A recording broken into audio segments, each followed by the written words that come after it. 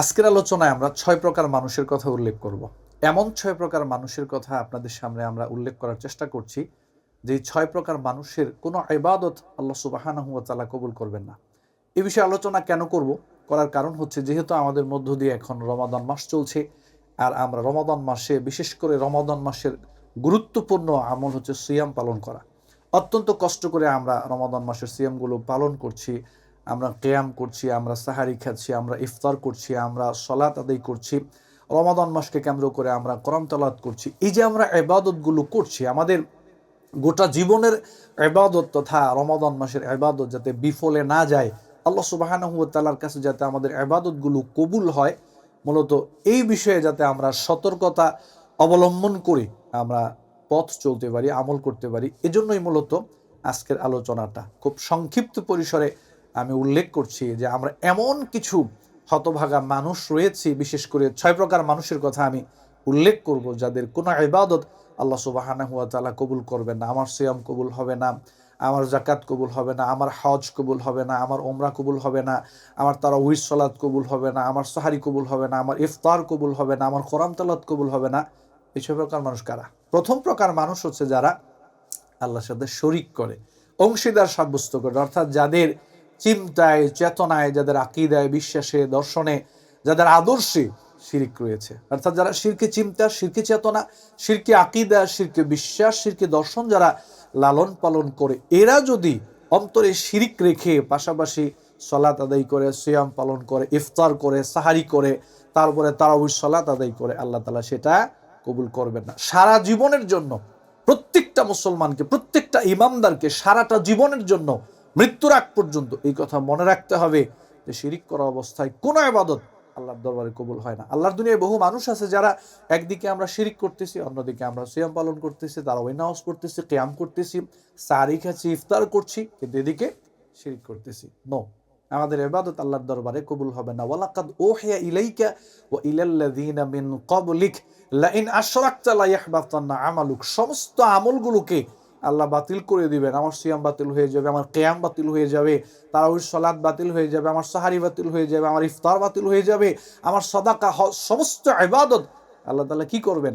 বাতিল করে দিবেন। আনা আগনা শুরাকাই আনি শিরকি মান আমিলা আমালান আশরাকা ফিহি মাইয়া গায়রি তারাকতুহু ওয়া শিরকা। হাদিসে কুদসির মধ্যে আসছে, যারা আল্লাহর সাথে শরীক করে, আল্লাহ তাদেরকে বর্জন করেন, তাদের ইবাদত, তাদের আমলকে বর্জন করেন।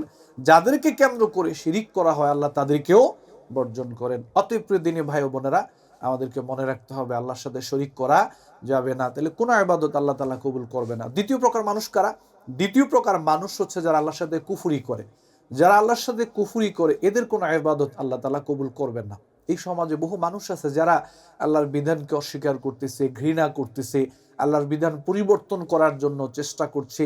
আপনার কাছে কোরআন তেলাওয়াত ভালো লাগে না, আপনার কাছে কনসার্ট ভালো লাগে, আপনি কনসার্ট করতে ভালোবাসেন, কনসার্টের আয়োজনের পারমিশন দিতে আপনার ভালো লাগে, কিন্তু কোরআন তেলাওয়াত ভালো লাগে না, ইফতার ভালো লাগে না, আপনার কাছে পূজা মণ্ডপ ভালো লাগে, গান বাজনা ভালো লাগে, আপনি ইসলামী শরিয়াকে পছন্দ করেন না। আল্লাহর এই জমিন, আল্লাহর দিন বাস্তবায়িত হোক, ইসলামী শরিয়া, ইসলামী স্টেট কায়েম হোক, এটা আপনি চান না। আপনি পর্দা ভালো লাগে না, ইসলামের বহু বিধান আপনি অপছন্দ করেন। নাউযুবিল্লাহি মিন যালিক। এই জন্য যারা আল্লাহর বিধানকে অপছন্দ করে, ঘৃণা করে, বিরোধিতা করে, এরা কুফরিতে লিপ্ত। এদের কোনো আমল আল্লাহ তাআলা কবুল করবেন না। ওয়া মাইয়াকফুরু বিল ঈমানি ফাকাদ হাবিতা আমালুহু। যারা দ্বীনের সাথে কুফরি করে, ইসলামের সাথে কুফরি করে, এদের সমস্ত আমল আল্লাহ তাআলা বাতিল করে দিবেন। যালিকা বিআন্নাহুম কারিহু মা আনজালাল্লাহু ফাআহবাতা আমালাহুম। সমস্ত আমল বাতিল করে দিবে যারা আল্লাহর বিধানকে ঘৃণা করে, অপছন্দ করে। এদের সিয়াম, এদের কিয়াম, এদের কোরবানি, এদের সাহারি, এদের ইফতার, এদের সালাত, কোনো কিছু আল্লাহর দরবারে কবুল হবে না, কারণ তারা কুফরিতে লিপ্ত রয়েছে। এই জন্য দ্বিতীয় প্রকার মানুষ হচ্ছে যারা আল্লাহর সাথে কুফরি করে। তৃতীয় প্রকার, ৩ নম্বর প্রকার মানুষ হচ্ছে ওই সকল মানুষ যারা আমরা ইবাদত করি দুনিয়াবি কোনো স্বার্থকে সামনে রেখে, মানুষকে দেখানোর জন্য, প্রদর্শনের জন্য। অর্থাৎ আমার ভিতরে ইখলাস থাকে না। আমি রোজা রাখি মানুষকে দেখানোর জন্য, সাহারি খাওয়াচ্ছি মানুষকে দেখানোর জন্য, ইফতার করাচ্ছি মানুষকে দেখানোর জন্য, তারাবির নামাজ পড়তেছি, না বললে মানুষ কি বলবে, নানান চিন্তা ভাবনা করে আমি সালাত আদায় করি, সিয়াম পালন করি, দান করি, হজ করি। এজন্য যাদের অন্তর ইখলাস থাকবে না, এদের কোনো আমল আল্লাহ তাআলার দরবারে কবুল হবে না। এই জন্য ছোট হোক বড় হোক, প্রত্যেকটা আমলের ক্ষেত্রে আপনাকে আমাকে ইখলাস রেখে আমল করতে হবে। ওয়ামা উমিরু ইল্লা লিয়াবুদুল্লাহ মুখলিসিনা লাহুদ্দিন, আল্লাহ নির্দেশ করেছেন যাতে আমরা ইখলাস সহকারে আমল করি। তাহলে ইখলাস মুক্ত কোনো আমল আল্লাহর দরবারে কবুল হবে না। চতুর্থ প্রকার মানুষ কারা? চতুর্থ প্রকার মানুষ হচ্ছে যারা বেদআত করে, অর্থাৎ আমলটা সরাসরি বেদআত, এমন একটা আমল আমি আর আপনি করতেছি যেটা নব উদ্ভাবিত, নবী করিম সাল্লাল্লাহু আলাইহি সাল্লাম এই আমলটা করেন নাই, সাহাবায়ে কেরাম করেন নাই, করতে বলেন নাই, এরকম কোন আমল আজকের যুগে এসে আমরা আবিষ্কার করেছি, সেটার পদ্ধতি আমরা আবিষ্কার করেছি, এটা বেদআত।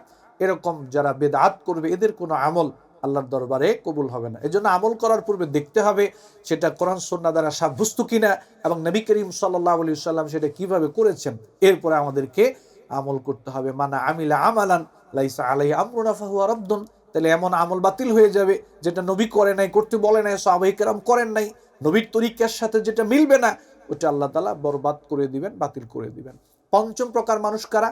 বেনামাজি, যারা সালাত আদায় করে না। ভালো করে শোনেন, এটা ইবাদত কবুলের একটা গুরুত্বপূর্ণ শর্ত। যারা 5 ওয়াক্ত সালাত আদায় করে না তাদের সিয়াম কবুল হবে না, তাদের তারাবি কবুল হবে না, তাদের সাহারি কবুল হবে না, তাদের আপনার ইফতার এগুলা কোনো কাজে আসবে না। সালাত ছাড়া কোনো আমল, যাকাত, উমরা, হজ কোনো কিছু আল্লাহর কাছে গ্রান্টেড পাবে না। নবী করিম সাল্লাল্লাহু আলাইহি সাল্লাম বলছেন, ফাইন রুদ্দাত সালাতুহু রুদ্দাত সাইরু আমালিহি ওয়া ইন কুবিলাত সালাতুহু কুবিলাত সাইরু আমালিহি।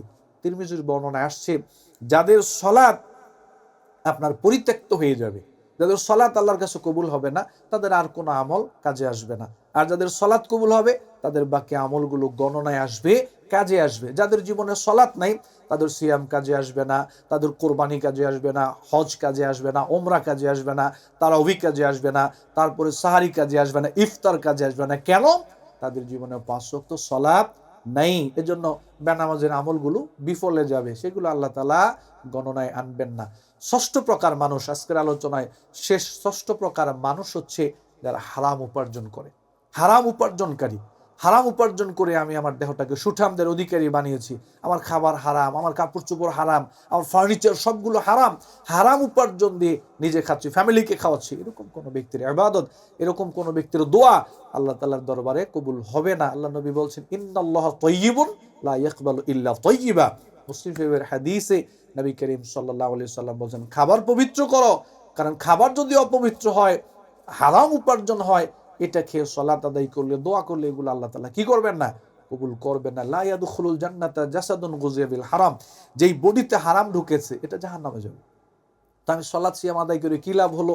হারাম উপার্জন করার কারণে আমাকে জাহান্নামে চলে যেতে হচ্ছে, অথচ আমি ইবাদত করছি জান্নাতে যাওয়ার জন্য।